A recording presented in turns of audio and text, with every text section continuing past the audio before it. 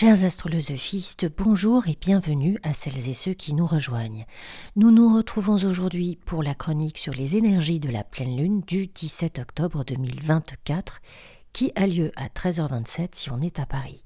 Cette pleine lune se trouve à 24 degrés 35 minutes dans le Bélier. Elle est conjointe à Chiron à 21 degrés 5 minutes. La conjonction exacte entre la pleine lune et Chiron a lieu à 8h du matin, vers 8h du matin le 17 octobre. Et cette pleine lune est exactement conjointe à Eris à 24 degrés 56. Alors, vous le savez, je n'adresse quasi jamais les astéroïdes et les planètes naines parce que nous avons bien assez d'informations par les planètes principales, mais ici, on comprendra qu'il s'agirait d'une erreur monumentale que d'ignorer Eris. La pleine lune en Bélier est évidemment opposée au Soleil au même degré, mais dans le signe de la Balance.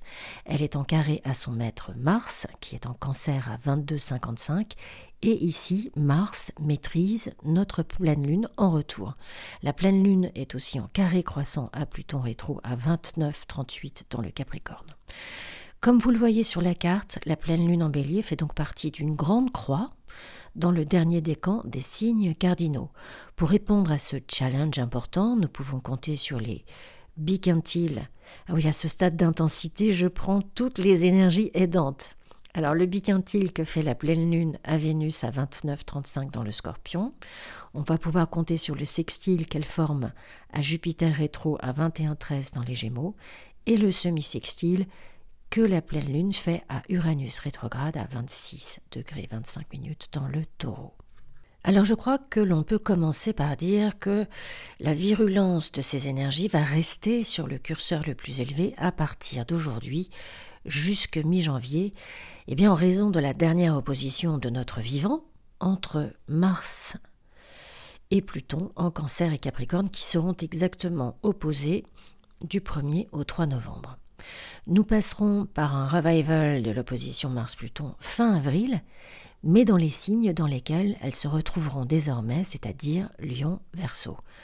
Évidemment, on y reviendra plus tard. Déjà, j'espère que vous allez bien et que vous prenez du temps pour vous, pour retrouver du calme, votre respiration, le sommeil, faire le vide dans ses pensées, prendre soin de soi pendant cette période est indispensable.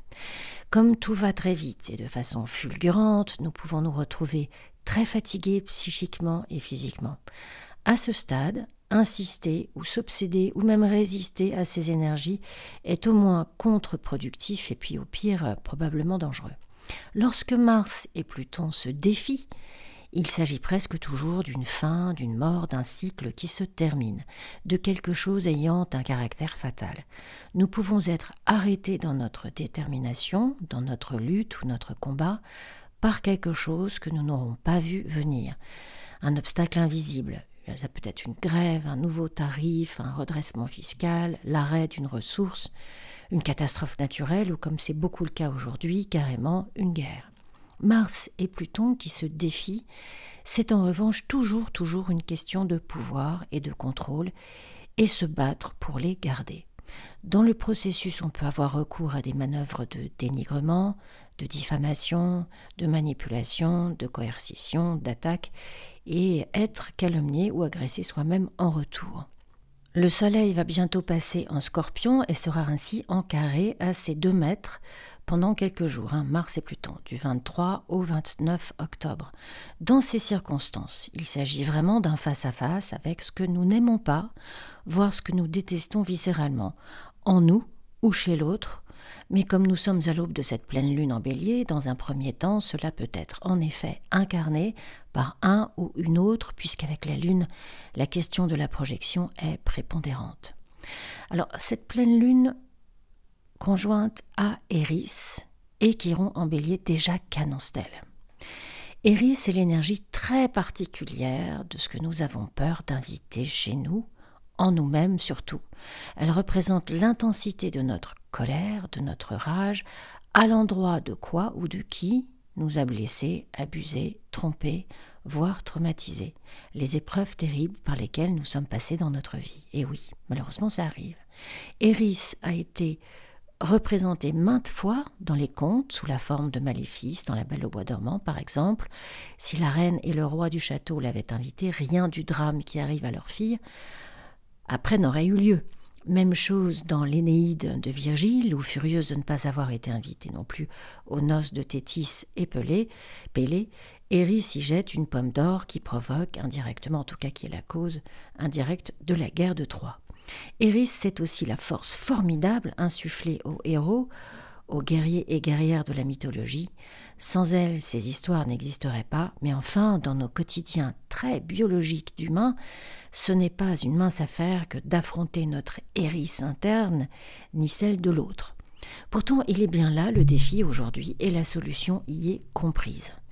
J'ai besoin d'adresser ma colère, de l'inviter, de l'observer en adulte, en responsable. Qui peut changer la donne aujourd'hui ? Eris n'est pas la seule à nous proposer ces réflexions. Chiron aussi nous demande ce que nous voulons pour nous-mêmes, nous demande où nous en sommes de notre place dans notre propre vie. Nous sommes invités à honorer notre incarnation, à la respecter, à faire valoir nos droits, à les protéger. Ce que nous avons mis en place plus jeunes, pour plaire, pour résorber l'hostilité, l'agressivité de l'autre, ou plus tard par peur de perdre une affection, un amour, ce que nous avons mis en place au détriment de notre authenticité, de notre autoprotection, se réveille à nous pendant cette pleine lune. C'est un réveil, une réalisation fulgurante qui peut être évidemment difficile et teintée de rancœur et de ressentiment, peut-être même de haine, mais cette coupure, avec Mars, il s'agit toujours de l'épée du glaive, cette coupure a le mérite d'être claire, d'être nette. La façon dont on adresse cette blessure, ce sentiment d'injustice, est nouvelle, voire inédite. Et c'est l'aide la plus importante que le semi-sextile d'Uranus à cette pleine lune et donc à Eris nous apporte. Lorsque Hercule se rend dans les marais de l'hydre de Lerne et qu'il sabre les têtes de la bête, ces têtes repoussent encore plus menaçantes. Et c'est son jeune neveu Iolaos qui a l'idée de cautériser les blessures avec le feu qui purifie en fait. C'est d'une idée nouvelle que me vient la solution pour guérir de mes blessures. Je n'ai jamais procédé de cette façon auparavant. Il faudra probablement prendre du temps de réflexion au calme de ces émotions pour embrasser cette maturité nouvelle. Gardons en tête que Chiron atteindra le degré exact d'Eris à 24 degrés 56 le 17 mai. Donc, ne vous inquiétez pas du temps qu'il faut, prenez-le, c'est tout. Bon, donc nous avons ce point de la Grande Croix sur l'ego, on vient de faire la lumière là-dessus, la pleine lune en Bélier, en carré à Mars en Cancer. Alors la pleine lune en Bélier, c'est une énergie d'action spontanée, sans réflexion, en suivant ses instincts, tandis que Mars en Cancer, c'est plus prudent, voire un peu timoré. Il y a donc une lutte entre l'envie d'agir rapidement et la tendance à protéger ou bifurquer ou se victimiser. Ça, c'est une autre partie de Mars en Cancer. Cela peut provoquer de la frustration, un sentiment d'être tiraillé entre agir ou se protéger, ou une oscillation entre l'agressivité et la défensive. On va beaucoup assister à ce genre de choses pendant cet automne et une bonne partie de l'hiver. Un agresseur qui se fait passer pour l'offensé, pour la victime par exemple. Les deux planètes gouvernant l'une l'autre, la Lune amplifie les émotions martiennes de Mars en Cancer. Cela pourrait se manifester par des réactions émotionnelles très vives, des conflits familiaux au sujet d'une maison, de biens ou des actions défensives basées sur des blessures anciennes.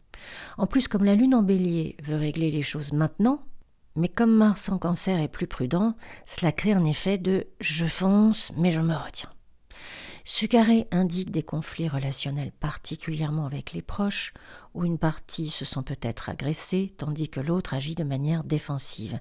Il y a une hypersensibilité aux critiques, aux reproches, orgueil et susceptibilité sont à vif. Beaucoup de ce chaos parle de nos insécurités en fait. Le fait que ces deux planètes se maîtrisent réciproquement intensifie la tension. Mais cela ouvre aussi la possibilité d'intégrer leurs énergies de manière productive. Si cette énergie est canalisée avec pragmatisme, Elle peut permettre de trouver un équilibre entre action et émotion, justement. La lune en bélier peut donner à Mars en cancer la force d'agir sans être paralysé par son manque de confiance en soi. A l'inverse, Mars en cancer peut apporter plus de conscience émotionnelle et de sensibilité à la lune en bélier, évitant des actions trop impulsives qui pourraient causer des dégâts. D'ailleurs, des dégâts sur un assez long terme. Cette réciprocité encourage aussi une sorte de dialogue intérieur, où les émotions et les actions finissent par s'aligner. Le défi est de trouver des actions qui respectent et protègent les émotions en évitant d'être dans la réactivité pur jus.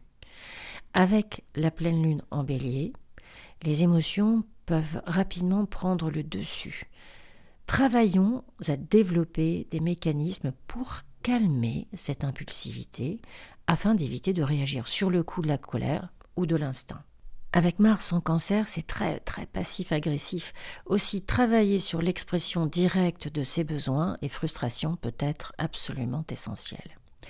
La pleine lune en bélier en carré à Pluton, qui est stationnaire direct depuis le 12 octobre, et littéralement d'ailleurs dans la dernière ligne droite du Capricorne, c'est une énergie qui conduit à la révolte, ce carré pleine lune Pluton, à la révolte au sein d'une famille, de sa famille ou du groupe social dans lequel on était depuis quelques années, voire depuis carrément 2008, au moment où Pluton passe en Capricorne.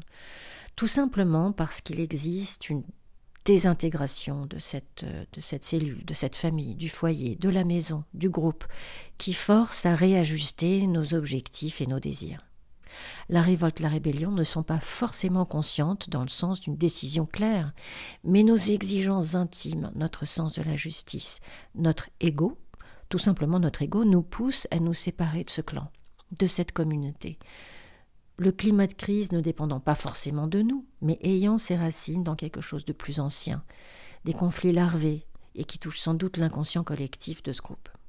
Alors cette grande croix dans ces signes, avec une pleine lune en bélier, peut générer, dans ces basses fréquences, vous me suivez, de l'autodestruction, de l'infantilisme, des caprices, une bruyante victimisation qui s'ajoute au climat de désintégration parce que sur le plan de la vie quotidienne, nous sommes en conflit avec nous-mêmes et nos tendances profondes.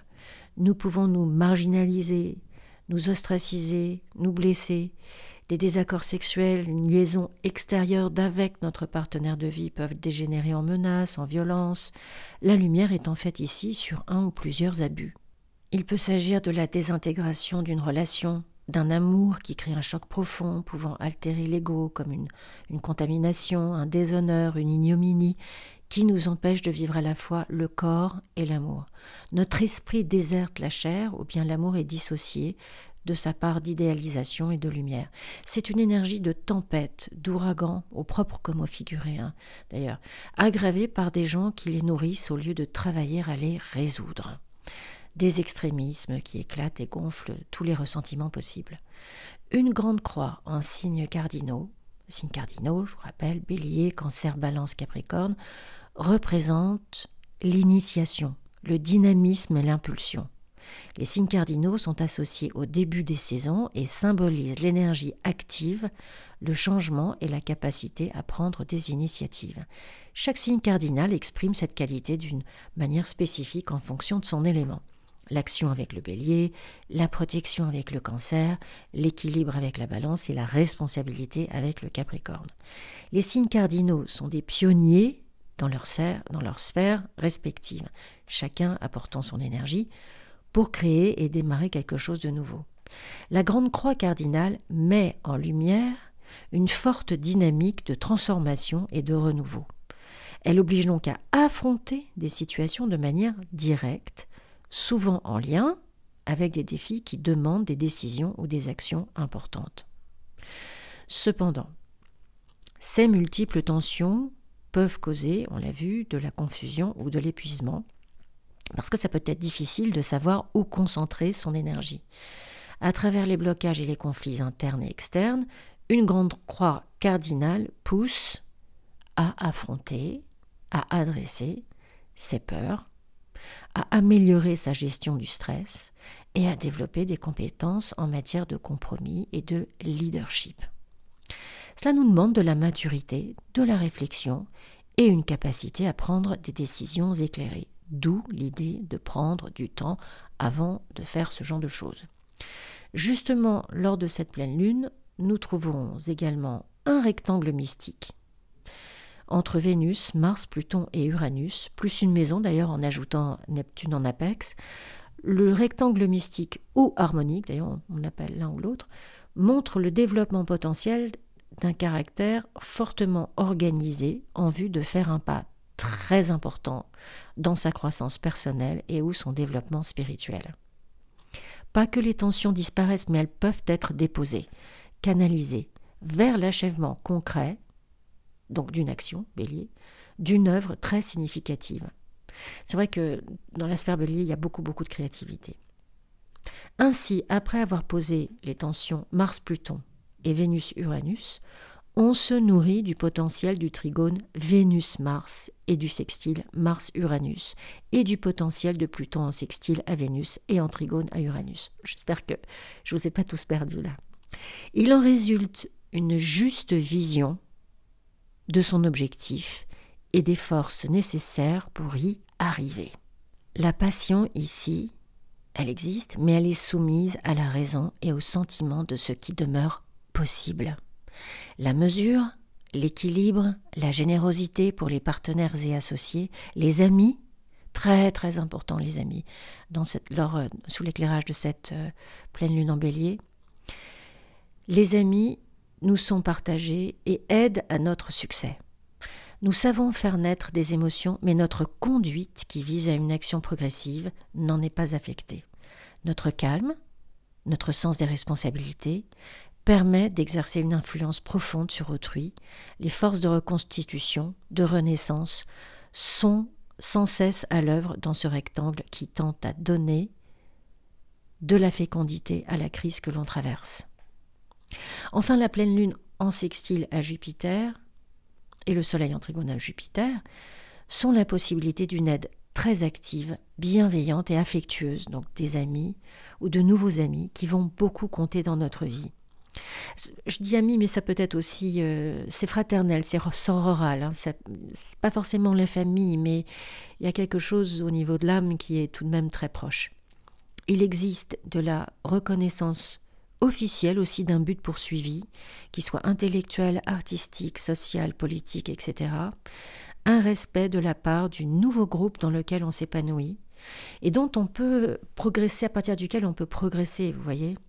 Ici, on humilie ou l'on n'offense personne.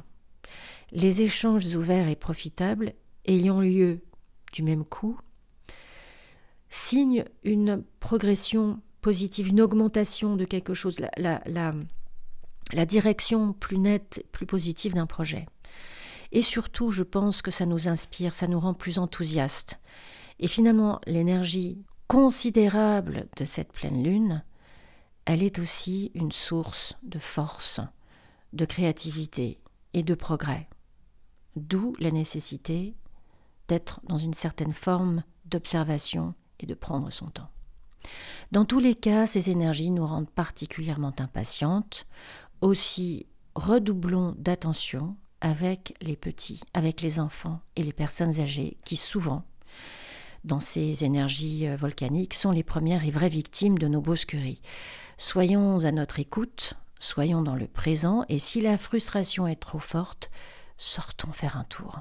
Allons boire un thé, allons marcher dans la nature ou dans un square. Adoptons 10 minutes de la respiration 4-7-8, vous voyez de quoi je parle, à retrouver notre équilibre.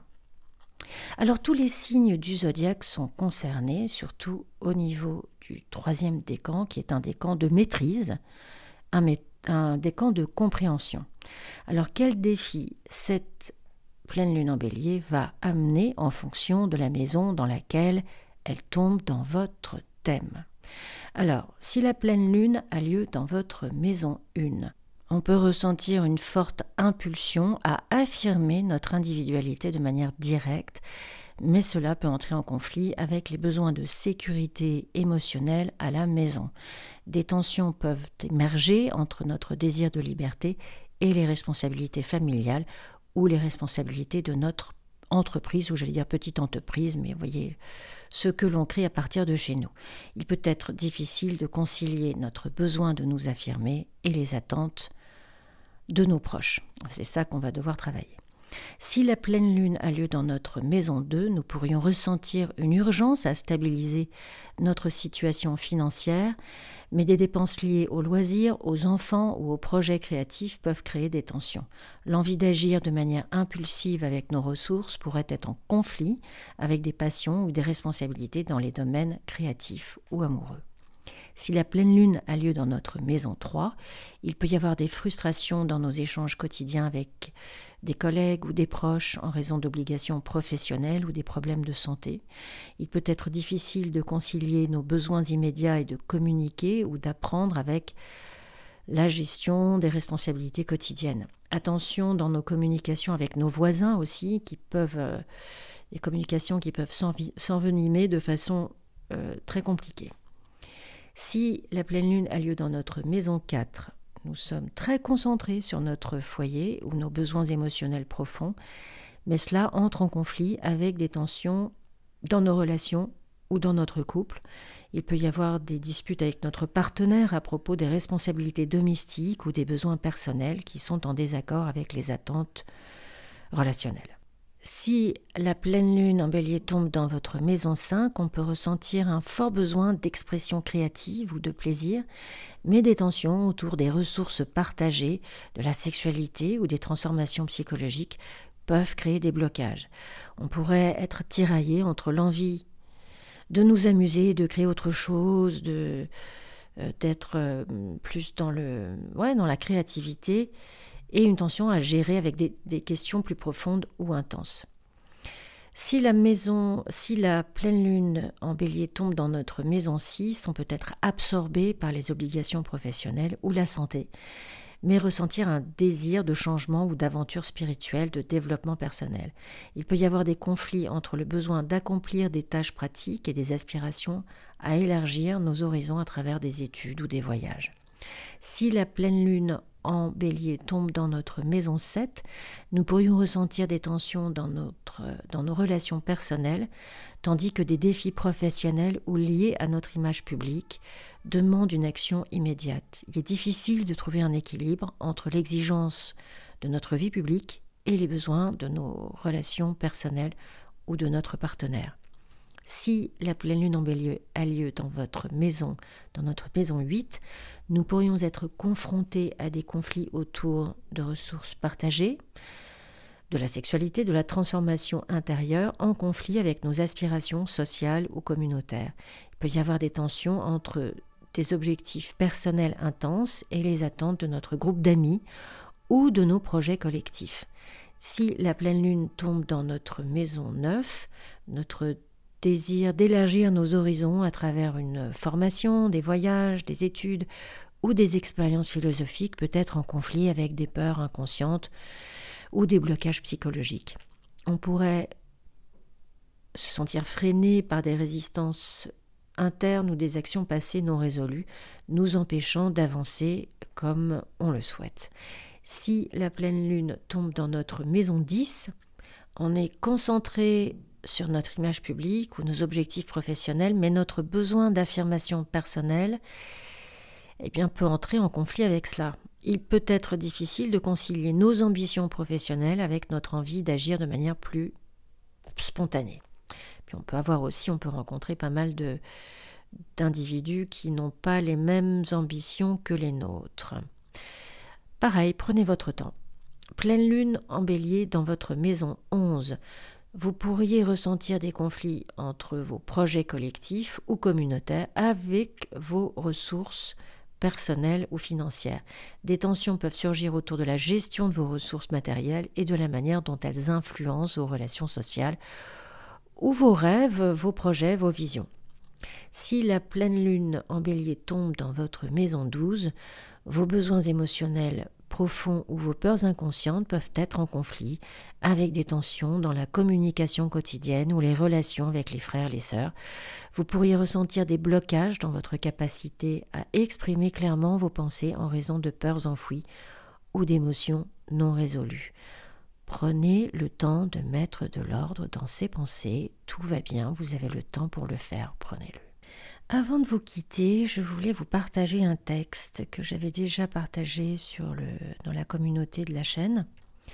Et là, je voulais vous le lire. Je trouve qu'on a besoin d'entendre ce genre de choses aujourd'hui. C'est un cadeau qu'on m'a fait il y a au moins 25 ans et de ce texte dont la légende dit qu'il aurait été trouvé dans une vieille église de Baltimore au XVIIe siècle et que l'auteur en était inconnu. Je suis sûre que certaines et certains d'entre vous connaissent en fait l'auteur de ce texte. N'hésitez pas à nous le partager dans les commentaires. Allons tranquillement parmi le vacarme et la hâte et souvenons-nous de la paix qui peut exister dans le silence. Sans aliénation, vivons autant que possible en bon terme avec toute personne. Disons doucement et clairement notre vérité et écoutons les autres. Même le simple d'esprit et l'ignorant, ils ont eux aussi leur histoire. Évitons les individus bruyants et agressifs, ils sont une vexation pour l'esprit. Ne nous comparons avec personne, nous risquerions de devenir vains ou vaniteux.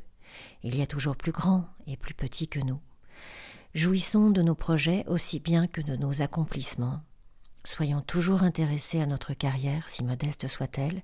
C'est une véritable possession dans les prospérités changeantes du temps. Soyons prudents dans nos affaires, car le monde est plein de fourberies, mais ne soyons pas aveugles en ce qui concerne la vertu qui existe. Plusieurs individus recherchent les grands idéaux, et partout la vie est remplie d'héroïsme. Soyons nous-mêmes. Surtout n'affectons pas l'amitié. Non plus ne soyons cyniques en amour, car il est en face de toute stérilité et de tout désenchantement aussi éternel que l'herbe. Prenons avec bonté le conseil des années en renonçant avec grâce à notre jeunesse. Fortifions une puissance d'esprit pour nous protéger en cas de malheur soudain, mais ne nous chagrinons pas avec nos chimères. De nombreuses peurs naissent de la fatigue et de la solitude. Au-delà d'une discipline saine, soyons doux avec nous-mêmes. Nous sommes un enfant de l'univers, pas moins que les arbres et les étoiles. Nous avons le droit d'être ici. Et qu'il nous soit clair ou non, l'univers se déroule sans doute comme il le devrait. Soyons en paix avec Dieu, quelle que soit notre conception de lui, et quels que soient nos travaux et nos rêves. Gardons dans le désarroi bruyant de la vie la paix dans notre âme. Avec toutes ces perfidies, ces besognes fastidieuses et ces rêves brisés, le monde est pourtant beau. Prenons attention, tâchons d'être heureux. Voilà, chers astrolosophistes, cette chronique est à présent terminée. Pour une étude de votre thème et de ses transits aujourd'hui et jusqu'à l'année prochaine, ou à une révolution solaire si c'est votre anniversaire, n'hésitez pas à prendre rendez-vous sur mon site astrolosophie.com ou à l'adresse qui s'affiche à l'écran astrolosophiecafé@gmail.com. Je vous souhaite une magnifique pleine lune. Prenez bien soin de la merveille que vous êtes, protégez-vous et je vous dis à très bientôt sur Astrolosophie.